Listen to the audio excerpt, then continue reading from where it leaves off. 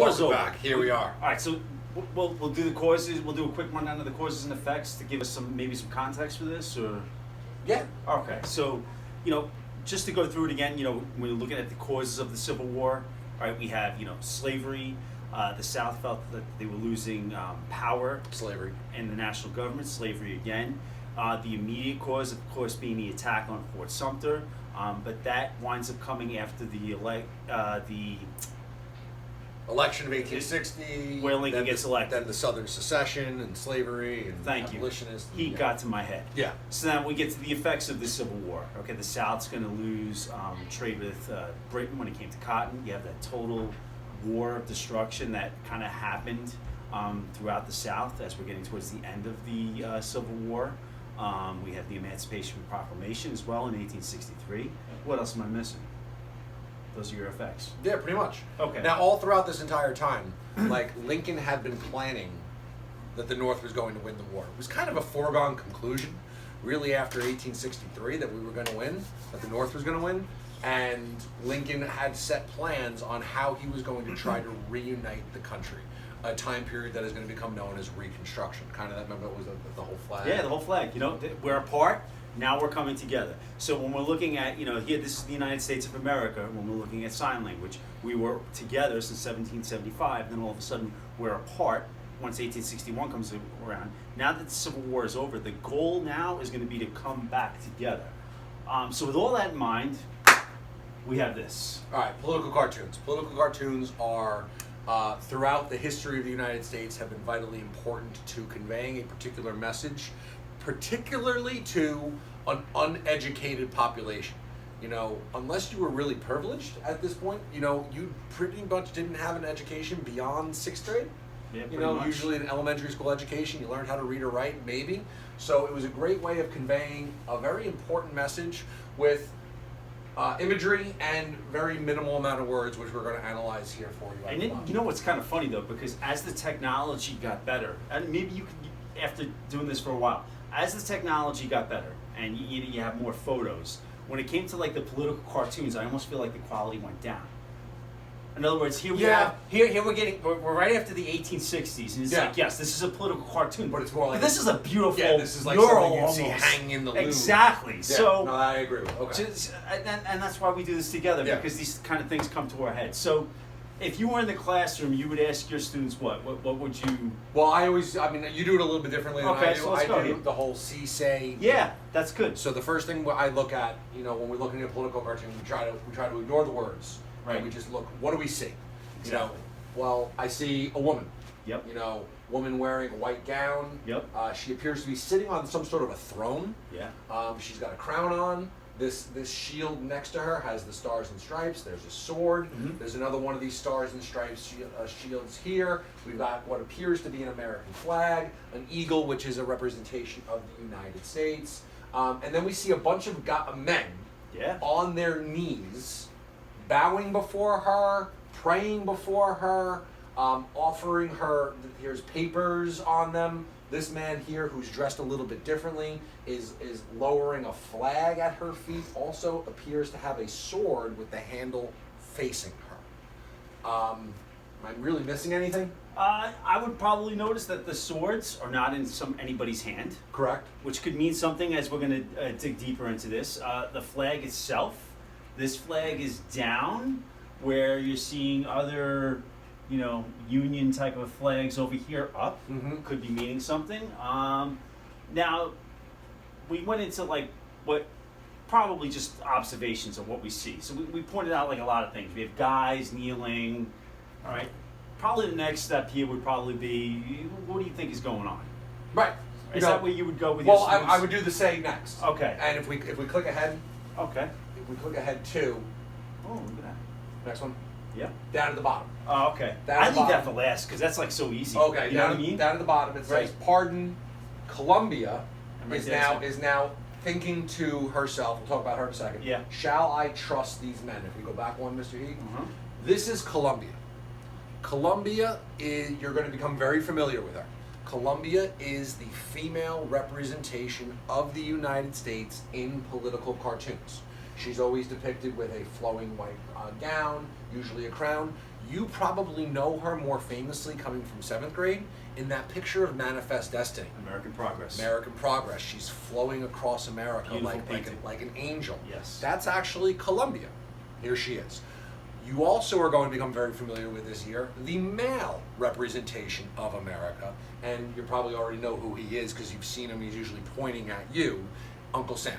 Uncle Sam, throughout political cartoons, is the male representation of America. So now Columbia, and look at her body language here. That's something that always captures me. It's just like you have all these guys who are kneeling, and she's just like, she's not interested. She's bored. Click one ahead because we got. If I was on a date with this girl and she was like this, there's probably a movie called "She's Really Not That Into You." Right. Not only that, but it's also. But I find this position unique because Yes. I talk about my kids. There's a famous sculpture Mm-hmm. of somebody who's in a similar position. He's kind of sitting. And he's like this. Ooh, And, I like and it. the name of that sculpture is called the the Thinking Man. It's called the Thinker. Thinker. And that's actually what I think she's doing here. She's thinking. These men are bowing down before her. And they're actually not praying. This motion might be familiar to many boys and girls. When you're asking mom or dad, if you could sleep over a friend's house or you could stay out past curfew. But if you really want to, drive your need, now you're down on your knees yes, begging. you're begging. So these men are asking Columbia what's known as a pardon. Let me explain what a pardon is. Pardon is, you forget, you're forgiven right at this point. You bump into somebody, I beg your pardon. You burp. Excuse me. Pardon me. Yeah. All right. So they're asking for a pardon. And now if we start to have a better understanding, click ahead 2. Yep. This man, who's dressed differently from every other man here, with the sword, with the handle of the sword facing Columbia, and this flag itself with the letters CSA, the Confederate States of America. If you haven't figured it out already, this man dressed in white with the sword and the flag of Confederate States of America is the general of the Confederacy, General Robert E. Lee. And these men presenting these papers to Columbia have the word pardon on them. So what are they asking Columbia for? They're asking for forgiveness. They're asking for forgiveness. Yes, pretty much. What do they need to be forgiven for? I don't know. They've killed 600,000 Americans. Sure. They've caused insurrection, rebellion in the United States. They are traitors to the United States. And they're asking her for forgiveness. And this becomes the monumental question when the Civil War comes to an end, as what are we going to do with the leaders of the Confederacy? What are we going to do with the soldiers of the Confederacy? What are we going to do with the Confederacy as a whole? Should we forgive them all? Should we forgive some? What are we going to do? I know there's so much going on here. If we talk about maybe like tone or maybe the ambiance, if you will, for this political cartoon / mural painting, whatever, much more peaceful here. And the reason I bring up the peace is that if you notice, the swords are not in anybody's hand anymore. If the sword is in somebody's hand, this is going to change the entire tone of the political cartoon itself. Now, with swords, or I should say cutlasses are very, very important for members of the military. If you do have a cutlass, usually with most branches, with most uniforms, if you have a cutlass or a sword, that means you're of somebody who is important. You're an officer. Marine Corps uniforms go with that today, where the officers have a cutlass, very expensive. The Navy does as well. I'm not too sure about the other branches. And even the fact that the handle's facing her, this is very symbolic. Ooh, when we see that, generals, when generals surrender Yeah. to another general after a battle, after a war, They they present their sword to the victorious general with the handle of the sword facing them. And then it's always like symbolic. They would take the sword, they would turn around, and they would give it back. But it was just a symbol of I'm surrendering My to sword, you. yeah. You have defeated me, you have beaten me. And that's almost what Robert E. Lee is saying here to Columbia. You have defeated us, and we are now asking for forgiveness. And the handle is now towards you. You Yeah. can do whatever you want with this almost. Yeah. You can put it to the side, you can slice off my head, not to get morbid. Yeah. Anything else we need to cover with No, this? I I think- love this one. It's really cool. Yeah, I spent almost the whole period. We have Robert E. Lee, we have Jefferson Class, Davis yeah. right there. Jeff Yeah, I mean, Davis. you can This you is can go Alexander anywhere. Stevens, the vice president. There's of the so much Confederacy. symbolism here. Your eagle, your red, white, and blue, the shield. Whew. Yep. Maybe the columns. I'm sure an artist would come in here and address the whole Doric columns. This probably comes up, and I'm not embarrassed to say I probably don't know students often become fixated on this. These guys in the background. It almost looks like they're up to something. I've never come across anything that suggests anything else is going on. Yeah, other than the fact that they're not on their knees, would almost be like they're probably the government officials of the United States. It's a possibility. Wondering what's possibility. going to happen.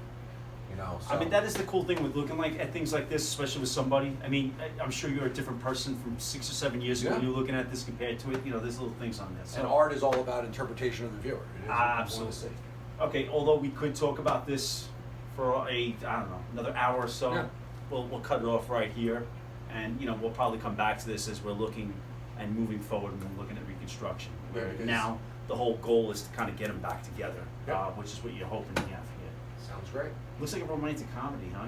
Guy going to girl. I screwed up. Yeah, the sword, like actually right. his chin. I screwed up. Please take me back. Yep. All right, All right, we're done. I've watched too much TV.